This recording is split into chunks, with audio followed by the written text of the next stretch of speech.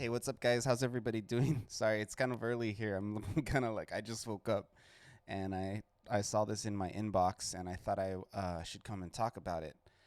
Basically, this is pretty big news if you're a game developer, if you're a Steam developer.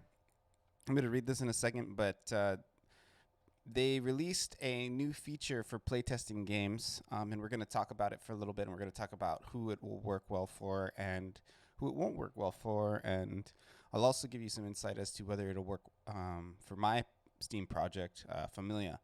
Okay, so I'm just going to go ahead and read this, and then we can keep moving along.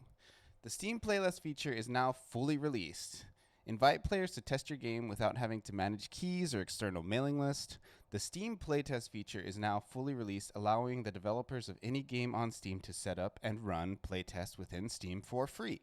Since launching its beta in November, Steam Playtest has been over 1 million has seen over 1 million players participate in playtests across 161 different games. With this most recent update to the feature, we've added the ability to grant access to playtests for players in a specific country. So that's pretty cool. Anyway, I don't want to comment on now. This can be useful if you have regional servers that you need to load tests before accepting more players. Click below to learn more about this built-in Steamworks feature and how it makes use of it for your own game. Now, just a comment real quick on the country-based release. Of course, they can always get around that with a proxy, so be wary of that. But one thing I think that for me would mean is if you're releasing, say, for example, eventually, I'd love to release a Portuguese and a Spanish version of my game, and you could do the free test on that version of the game and then go for it. So we're just gonna go to the site where this is shown, and let me just move this over here.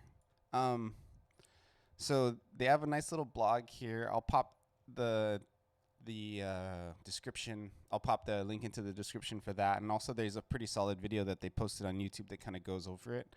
What I want to talk about is kind of who I think this is for and what's good about it.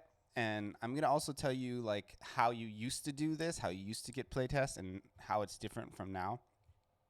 So before, you would have to have people basically sign up as a wish list for your game, and then they would in one way or another request a beta key, right? And then with the beta key, you would then distribute these. You'd request a bunch of beta keys from Steam, and then you would take those beta keys and you distribute them individually. By the way, that's the keyword. You would distribute them individually to everybody who wanted to be participating in your beta. And this is still common practice in AAA games now. Even like World of Warcraft, when they run a beta, they distribute keys to every individual person, right? With this new system, you actually don't have to distribute any keys. You can just make it open, and then people can openly play, and then they can give you feedback. There are huge advantages to that. If you were a small company, it may work better. It may work worse. It may work better because you don't have to, spend a lot of time going through the individual keys and setting that up. There is a bit of a delay when you request a key. Sometimes it can take up to, I don't know what they say officially, but it's taken up to like 24 hours from me before when I requested a key. So if you have somebody who's like, oh man, can I play your game? Can I play it right now? And you ran out of Steam keys and you have to request more and you can't get them quick enough, it can be somewhat of a problem, right? But at the same time, the new way where you can just have anybody check it, you don't really know who's playing your game.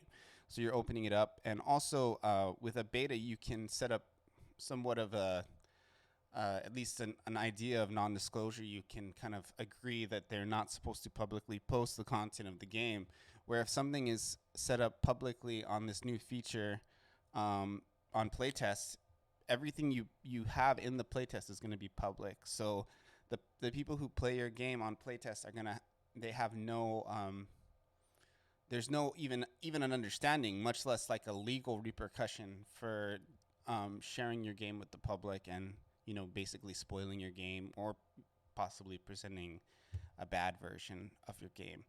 Another disadvantage of the Steamworks setup is that you don't get as much control over who is testing your game.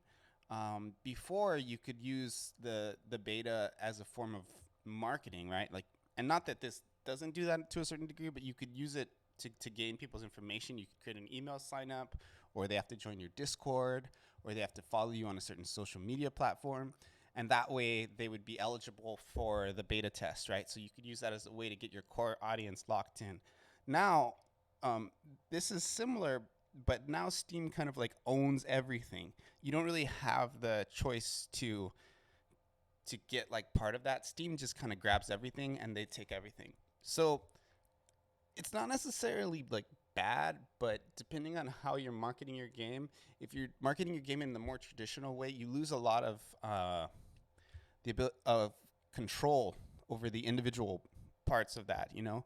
So that's something to really think about. But it's also just really easy to set up. You can turn it on and have people play. Another thing I wanted to say, by the way, before I close off this video, because it's already getting kind of long and I don't want it to just be a rant fest. It's supposed to be like news. So I have an expansion coming out from my first game, Familia, right? And that's probably going to come out in a year or so, maybe a little less. And I'm actually not able to use Playtest for the expansion because you're not supposed to have Playtest set up for games that cost money. So if you have a paid game and you haven't released it yet, you can have people play it for free, and then you can remove the playtest after you formally release it and make the money cost money, so that they will no longer have access to the game. But for me, because I have an expansion, basically a DLC for an existing game, I can't use the playtest feature for my DLC. I can only use it for the base game.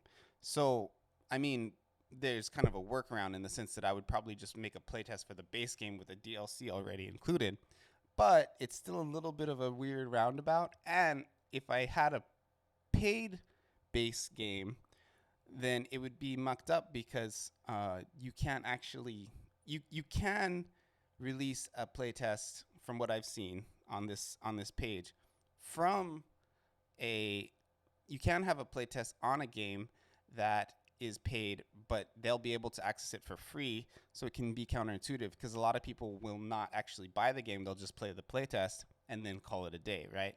And depending on the way your game is structured or the way your playtest is structured, like you might be able to omit content in the actual playtest itself.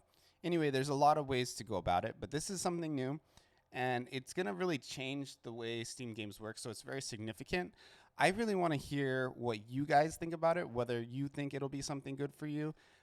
Do more research, comment on this video, let me know, and let's keep talking about this Steamworks playtest thing. And I will end the video on that note. Thank you very much for everybody coming by, and I will talk to you later. All right, guys, farewell.